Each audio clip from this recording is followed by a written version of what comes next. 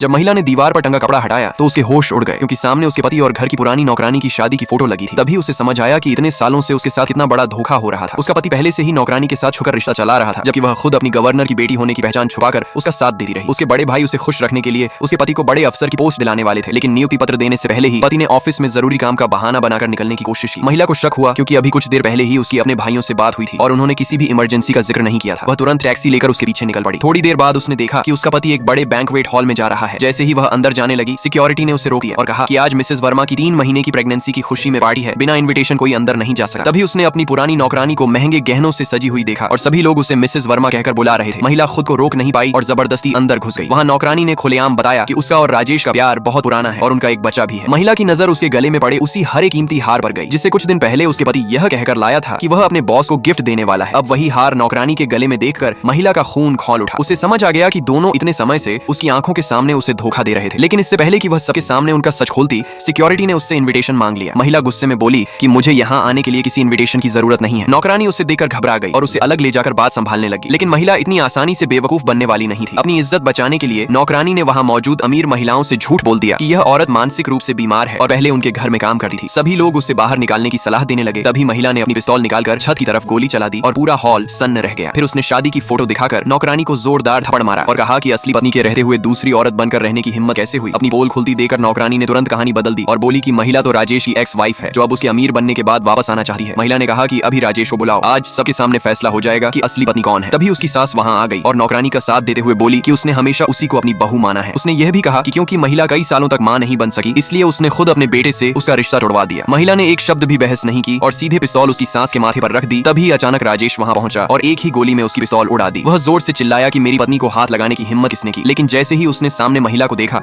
वह तुरंत उसके पास आया और पूछा कि वह यहाँ कैसे पहुंच गई। महिला ने साफ कहा कि अब उसे हर सवाल का सच सच जवाब देना होगा। अपनी इज्जत बचाने के लिए राजेश ने भी नौकरानी का ही झूठ दोहराया और महिला को बदनाम करने की कोशिश करते हुए कहने लगा कि वह कभी मां नहीं बन सकी। लाइक सब्सक्राइब कर देना, भगवान आपको बहुत खुशी देगा।